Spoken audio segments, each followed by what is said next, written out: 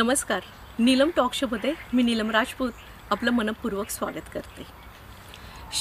आयुष्यात शिक्षणाला एवढं महत्त्व आहे की त्या शिक्षणावर पूर्ण आयुष्य अवलंबून असतं आणि शिक्षणाची भूमिका आपल्या आयुष्यामध्ये खूप महत्त्वाची आहे. त्या शिक्षणावर आपलं पुढचं पूर्ण आयुष्य असतं. आजकाल तरुण पिढीमध्ये इतकी क्रेज आहे की परदेशात जाऊन ते शिक्षण घ्यायचं.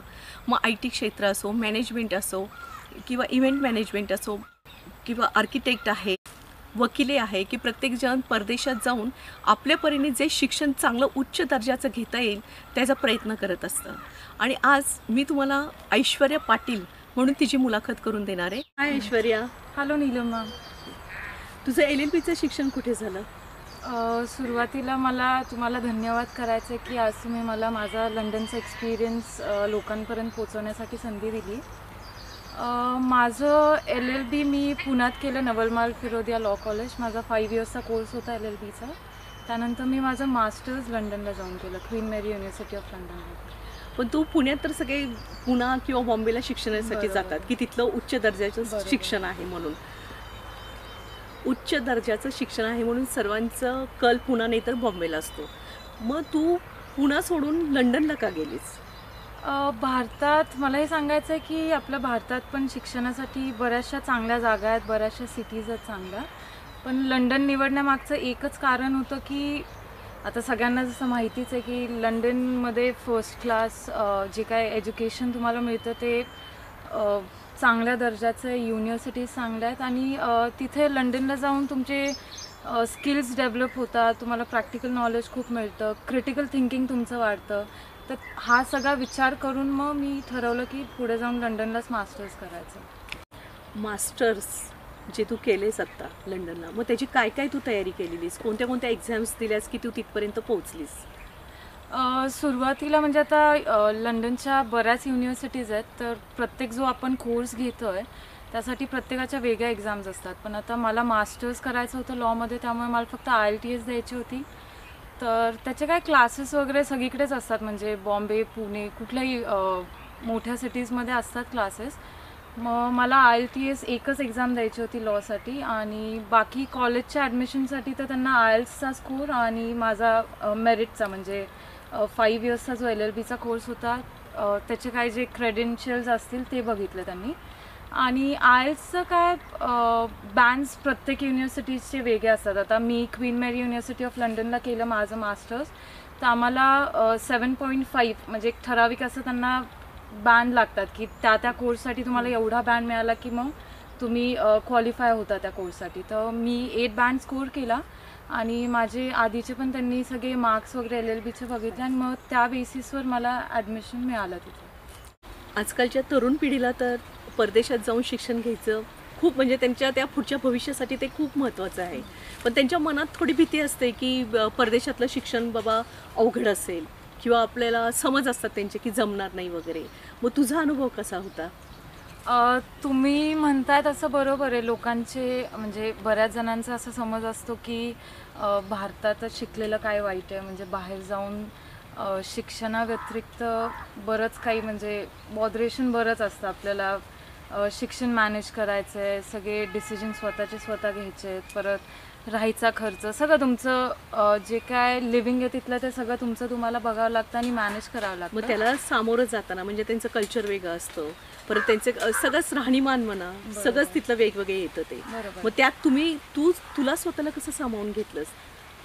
शिक्षणाचं सांगायला गेलं तर भारतात शिक्षण आपल्या इथे सगळं चांगलंच आहे, पण बाहेर जाऊन शिकण्याचा म्हणजे माझा असा एक्सपिरियन्स आहे की तुमचं डिसिजन मेकिंग स्ट्रॉंग होतं, कारण तुम्ही तुमच्या फॅमिलीपासून सगळं तुमचं सोशल लाईफ इथे सोडून तुम्ही मित्रांपासून म्हणा किंवा रिलेटिव्स असतील सगळ्यांपासून थोडं लांब जाता आणि तिथे गेल्यावर सगळे निर्णय जे काही असतील ते तुम्हाला घ्यावे लागतात.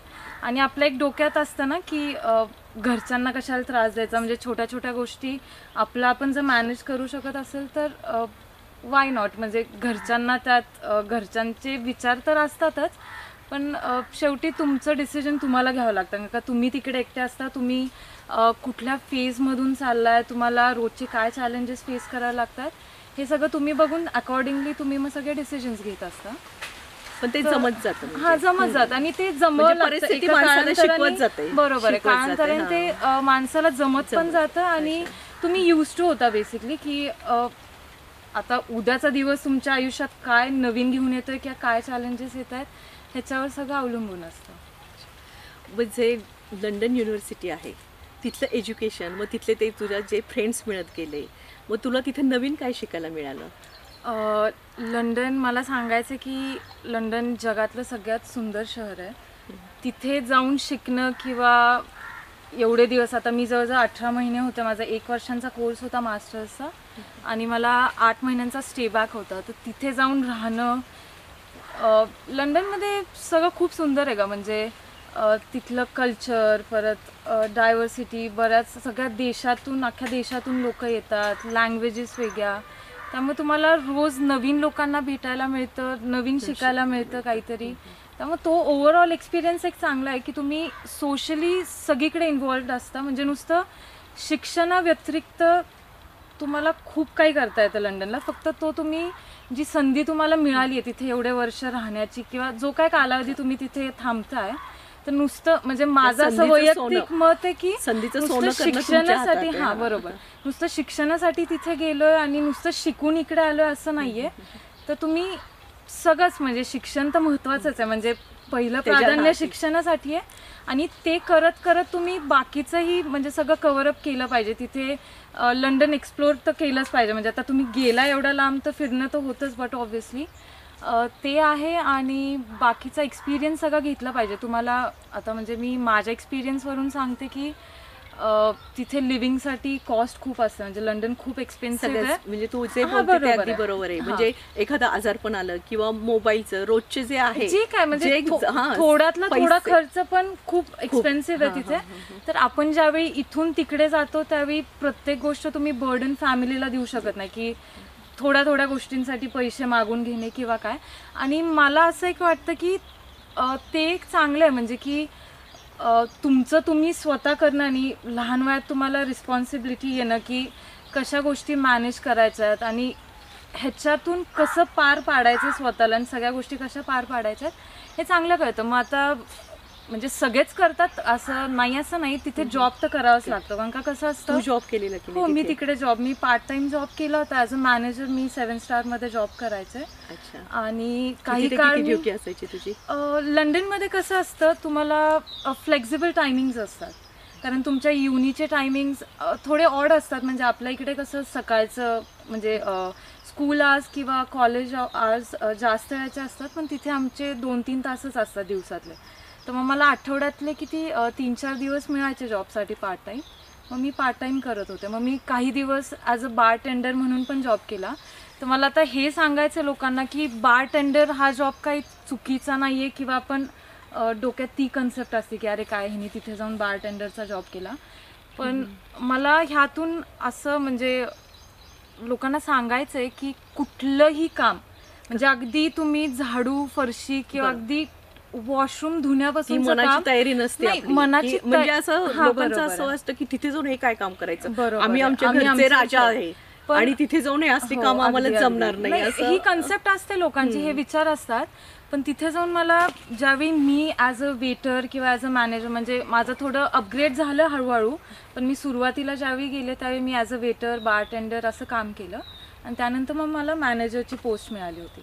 पण मग मला त्यातून हे शिकायला मिळालं की कुठलंही काम लहान किंवा मोठं नाही आहे, कुठलाही माणूस कमी किंवा जास्त नाही आहे, म्हणजे कोणालाही तुम्ही कमी नाही लेखायचं किंवा उंच लेखू नका. जे काम आहे ते प्रामाणिकपणे करायचं आणि दॅट्स इट. म्हणजे be happy in what ever you do आणि झालं. म्हणजे त्यात असं काही हे नाही आहे की मी वेटरचा जॉब करते मग त्यात मला कमी वाटलं पाहिजे. आणि अजून एक गोष्ट की लंडन सारख्या ठिकाणी म्हणजे सगळेच लोक करतात, सगळे स्टुडंट्स तिथे जाऊन पार्ट टाइम करावंच लागतं त्यांना, कारण का वेळ खूप असतो. मग करायचं काय, म्हणजे प्रोडक्टिव्ह काहीतरी राहिलं पाहिजे एज्युकेशनसाठी. आणि ठीक आहे, शिक्षण म्हणजे आपण जी डिग्री घेतोय त्याच्या व्यतिरिक्त काहीतरी शिकायला मिळतं. ते अभ्यास करायचा म्हणून घरात म्हणजे मी तुला की नुसतं शिक्षणासाठी चाललोय आणि तेवढंच करण्यात म्हणजे असं काय मला पॉइंट वैयक्तिक मला पर्सनली असं ते माझे विचार नाहीये. आधी तुला असं वाटलेलं की मी तिथे जाऊन ते काम करेन वगैरे, कारण इथे तर आपण कधी असा विचार पण केलेला नाही. नव्हता. तुला सांगायचं झालं तर माझं लंडनला जाण्याचे असे प्लॅन्स काही नव्हते, सडन प्लॅन्स होते. 1-2 महिन्यात माझं ठरलं आणि मी तिकडे गेले.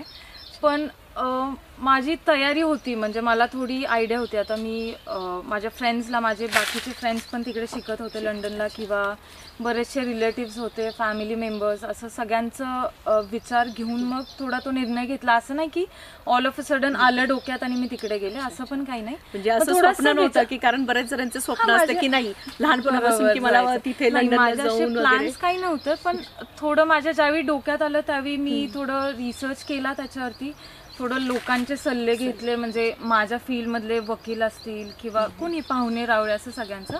लोकांचे सल्ले पण खूप महत्त्वाचे नाही, ते महत्त्वाचे आहेत, कारण का तुम्ही ज्यावेळी बरोबर लोकांचे ओपिनियन्स ज्यावेळी ऐकता ना त्यावेळी थोडं आपलं पण चेंजेस होतात, म्हणजे की बाबा करायचंय नाही करायचं. आणि साहजिक आहे, आपल्यापेक्षा मोठी लोक, त्यांना एक्सपिरियन्स पण जास्त असतो आणि आपल्यापेक्षा 4 पावसाळे जास्त बघितलेले असतात, त्यामुळे ते बरं पडतं. मग मी सगळ्या लोकांना वगैरे विचारून मग तसा डिसिजन घेऊन मग तिकडे गेले. ऐश्वर्या, तुला लंडनच्या प्रोफेसरांचा अनुभव कसा आला? खूप छान अनुभव होता. मला तुला हे सांगायला आवडेल की जो रिस्पेक्ट आपण इंडियात, म्हणजे इथे जसं आपण टीचर्सला किंवा प्रोफेसर्सला देतो, तिथेही सेम रिस्पेक्ट स्टुडंट्स पण त्यांना देतात. पण फरक एवढाच आहे की टीचर्स किंवा प्रोफेसर्स आम्हाला तो रिस्पेक्ट तेही आम्हाला म्हणजे स्टुडंट्सला देतात. तर ते एक वेगळं फिलिंग असतं. म्हणजे आमचं तुला सांगायचं झालं तर स्टुडंट्स आणि टीचर्सचा बॉन्ड असा फ्रेंड्ससारखा असतो, म्हणजे की असं जाणवून पण येत नाही की ते आमचे प्रोफेसर आहेत किंवा काही. खूप छान रिस्पेक्ट असतो. आणि आता आमचं ब्रेक पिरियड ज्यावेळी असायचे तर टीचर्स आमच्यासोबत कॉफीला यायचे, मग तिथे आमचं डिस्कशन व्हायचं एखाद्या जो काय आमचा टॉपिक म्हणजे शिकवला सरांनी ब्रेकच्या आधी. तर अशा सगळ्या गोष्टी मला वाटते इंडियात, म्हणजे माझं जेवढं एक्सपिरियन्स आहे त्या ह्याच्यात तरी मी नाही बघितल्या. पण मला मग ही कन्सेप्ट तिकडची मला छान वाटली, म्हणजे की प्रोफेसर अँड स्टुडंट्सचा जो बॉन्ड असतो ना, फ्रेंडली बॉन्ड, तर तो मला जास्त छान वाटला. आणि थोडं स्टुडंट्स पण बरोबर, आणि थोडं स्टुडंट्स पण एक कम्फर्टेबल होऊन जातात प्रोफेसर सोबत, की पाहिजे ते तुम्ही शेअर करू शकता किंवा विचारू शकता. आणि तिकडचे प्रोफेसर्स इथल्यासारखंच, म्हणजे इथले पण सपोर्टिव्ह असतात, सगळं असतं.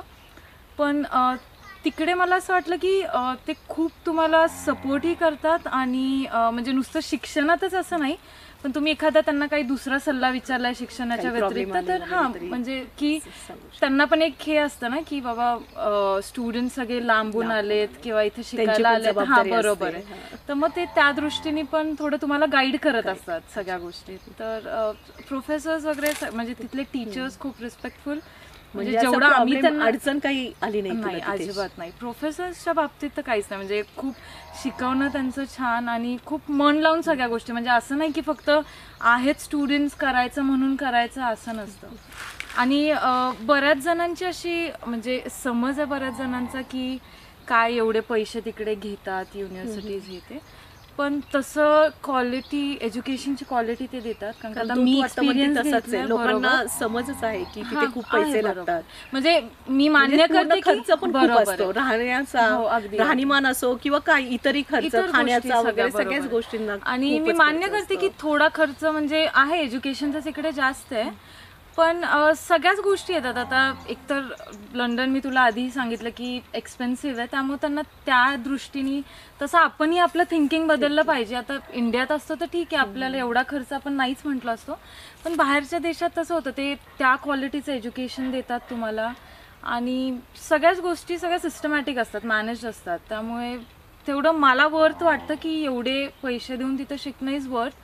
आणि ठीक आहे, म्हणजे नुसतं शिक्षणच असं, म्हणजे युनिव्हर्सिटीत गेलं तरी तुम्ही वेगवेगळ्या स्टुडंट्स म्हणजे वेगवेगळ्या देशातून आलेल्या लोकांना भेटत असतं, सगळं असतं.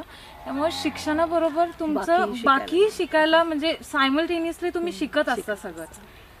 म्हणजे कुठेही जगात गेले तरी ते तुम्हाला बरोबर. आणि पुढे जाऊन तुम्ही कशात कमी पडत नाही, म्हणजे मागे पडत नाही. तुम्हाला तुमचा जो अनुभव जो काय त्या पिरियडमध्ये म्हणजे जितके दिवस तुम्ही तिथे राहिलाय, शिकलाय, जे काय तुम्ही अनुभव आहे तुमचा, आणि अनुभव कधी माणसाला म्हणजे चांगला आहे. तुम्हाला पुढच्या तुमच्या भावी आयुष्यासाठी अनुभव पाहिजे, तोच महत्वाचा असतो खूप अनुभव. बरोबर.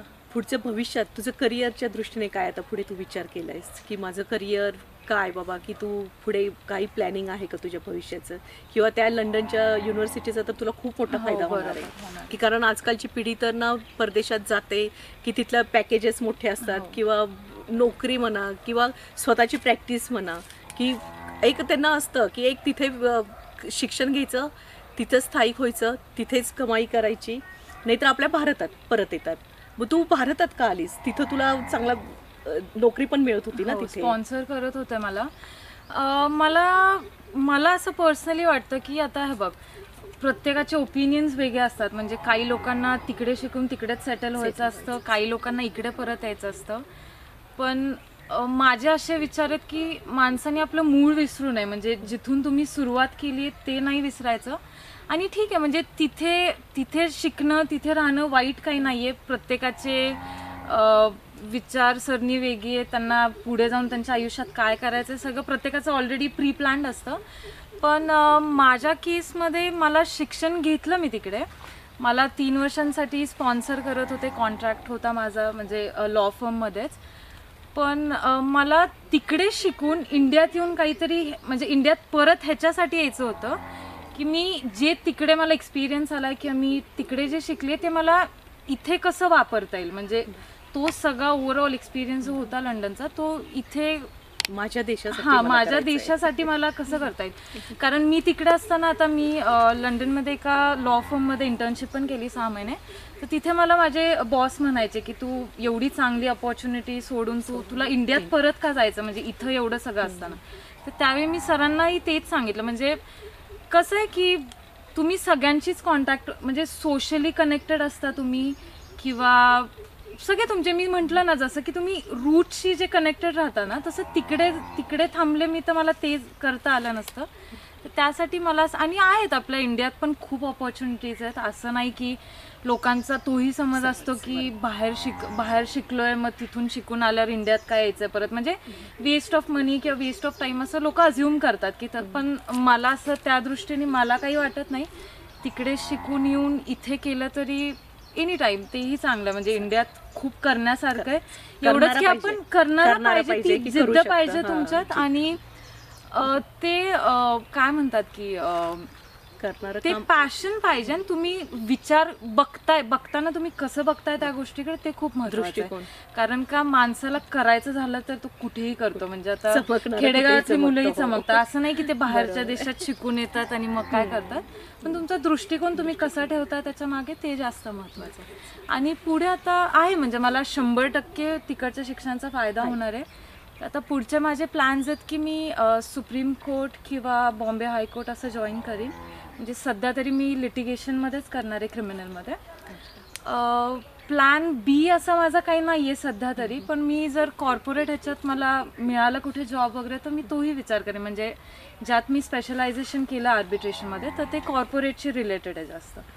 पण सध्या मला लिटिगेशन करायचं आहे तर मग ठीक आहे म्हटलं थोडे दिवस हा एक्सपिरियन्स कोर्टाचा घ्यावा आहे. मला मी आधी केलेलं आहे पण थोडं वरच्या म्हणजे सुप्रीम कोर्ट हायकोर्ट थोडं ते प्रोफेशनलिझम वेगळंच असतं तिकडे. तर मग ते मला ते एक्सपिरियन्स करायचं आणि मग पुढे जसं वर्कआउट होतील गोष्टी तशा मी करत. तुझे आदर्श कोण आहे?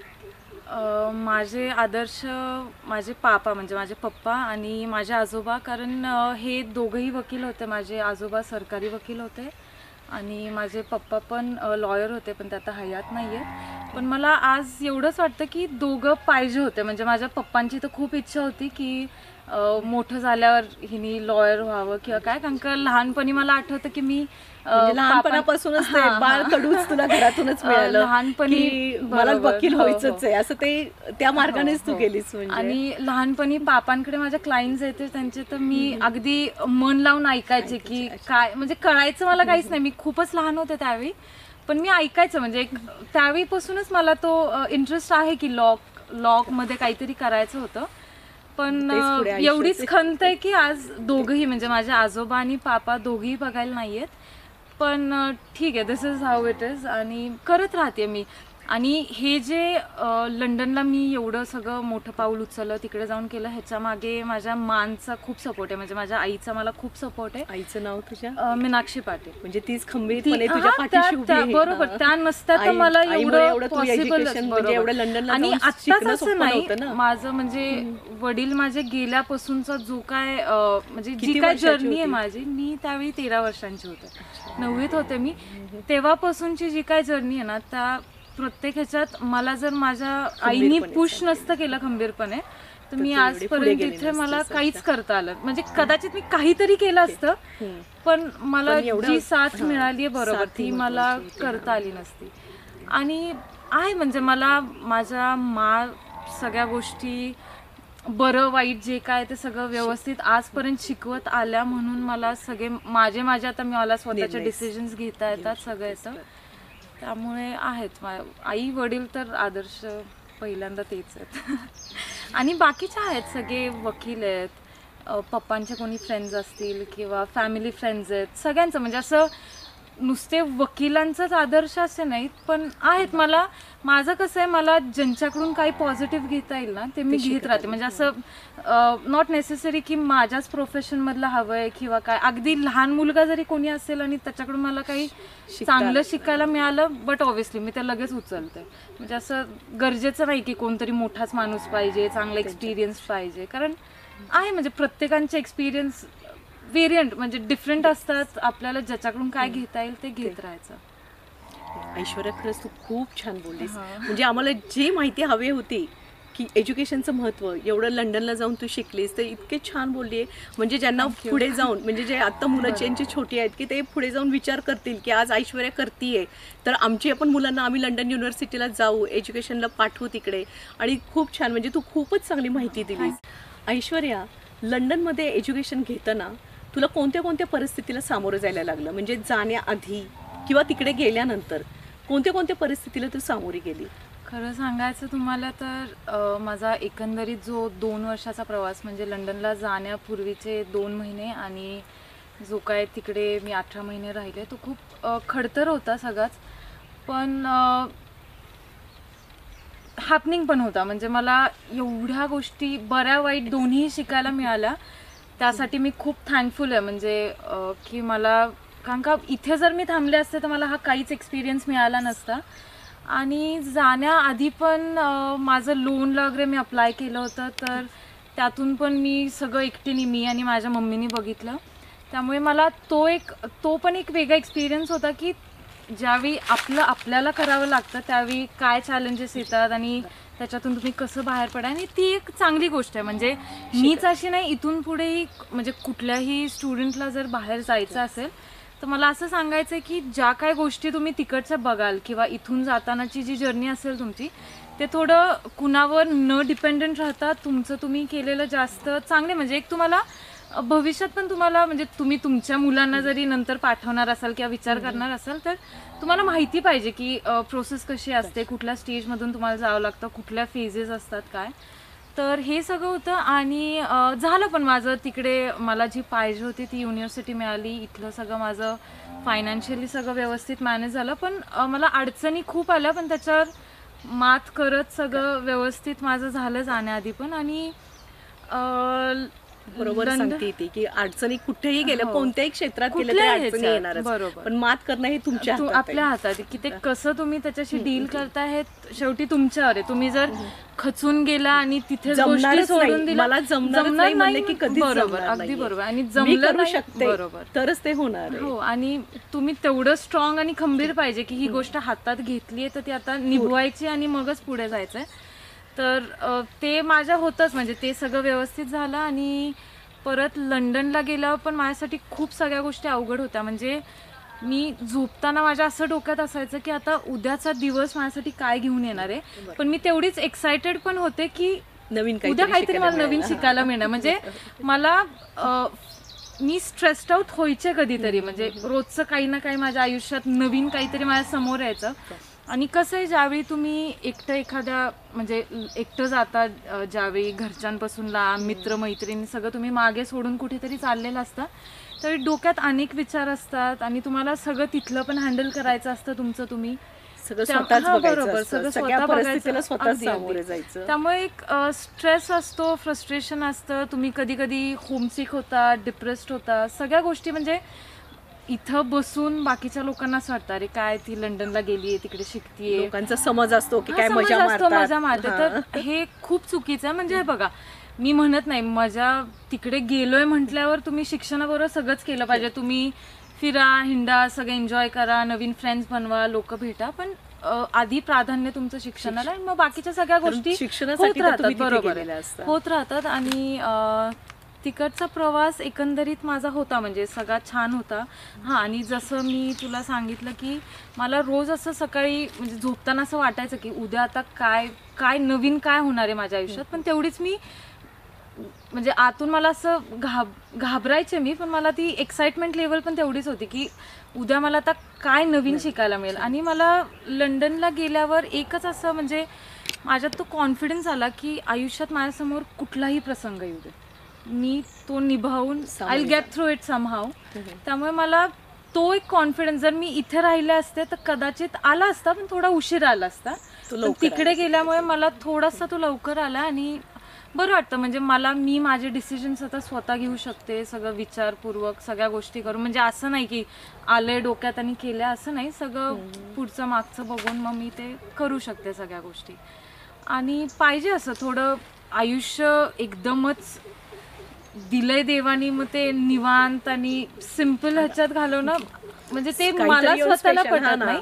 मी येऊन काहीतरी केलंय, मी जग जिंकलंय समथिंग हॅपनिंग, म्हणजे काहीतरी तुमच्या आयुष्यात घडत राहिलं की तुम्ही तो अनुभव स्पेशल लोकांनी लक्षात ठेवायला पाहिजे. नाही बाबा हिने केलं, जिद्दीने तिच्या स्वतः केलं, ते झालंच. आणि आपल्याला पर्सनल ज्यावेळी बरे वाईट अनुभव येतात आयुष्यात, त्यावेळी अनुभव हे सगळं तुम्हाला शिकवत जातात. त्यामुळे ते माणूस शिकतो. त्यामुळे ते तुम्ही नेहमी, जरी तुम्हाला वाईट अनुभव आले, चांगले आले, तरी त्यातून तोटा तुमचा काहीच नाहीये, कधीच नाही. शिकायलाच मिळतं. म्हणजे तुम्हाला रिग्रेट काहीच नाहीये, तुम्हाला त्यातून होणारं ते चांगलंच होणार आहे.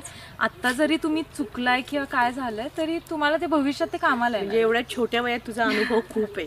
अनुभव नाही, खूपच शिकली. म्हणजे परिस्थितीने तिला खूप चांगलं शिकवलं. नाही, ते तू म्हटली तसं परिस्थिती खूप माणसाला शिकवून जाते. आणि त्यातून आपली तयारी पाहिजे की आपण शिकून, म्हणजे असं नाही की अरे काय मला की हताश होऊन निराश होऊन बसणं हा ऑप्शन नाहीये.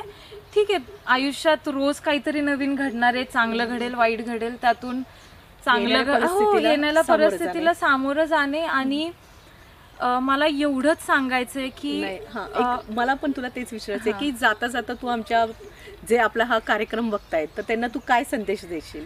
मला हेच एवढं सांगायचंय की भारतातलं शिक्षण एकदम सुंदर आहे. म्हणजे मला नावं इथेही ठेवायचं, इथल्याही शिक्षणाला नाही ठेवायचे आणि तिकडच्याही नाही ठेवायचे. पण फरक एवढाच की मी जे काय तुम्हाला आत्ता सांगितलं, म्हणजे जे प्रॅक्टिकल तुम्ही जे तुमच्यात म्हणजे पर्सनल डेव्हलपमेंट तुमची जी होती ना, ती माणसाच्या आयुष्यात खूप महत्त्वाची आहे. कारण मला असं वाटतं की नुसतं शिक्षण आणि पुस्तक ह्याच्या पलीकडे खूप मोठं जग आहे, मोठी दुनिया आहे, जे तुम्ही बघितली पाहिजे, अनुभवलं पाहिजे. कारण का आता मी लंडनमध्ये शिकले तर मला रोज नवीन लोक भेटायची, मला प्रत्येक लोकांकडून वेगवेगळे अनुभव आले, कसं असतं काय असतं. तर त्यातून तुम्ही खूप शिकत जाता आणि ते तुमच्या फायद्याचं आहे. म्हणजे असं नाही की तुम्ही तिकडे जाऊन शिकलाय नुसतं इकडे येऊन. तर अजून एक अशी गोष्ट आहे की तिकडे तुम्ही जे जे काय केलंय ना ते थोडं इथे येऊन तुम्ही ते हाऊ कॅन आय से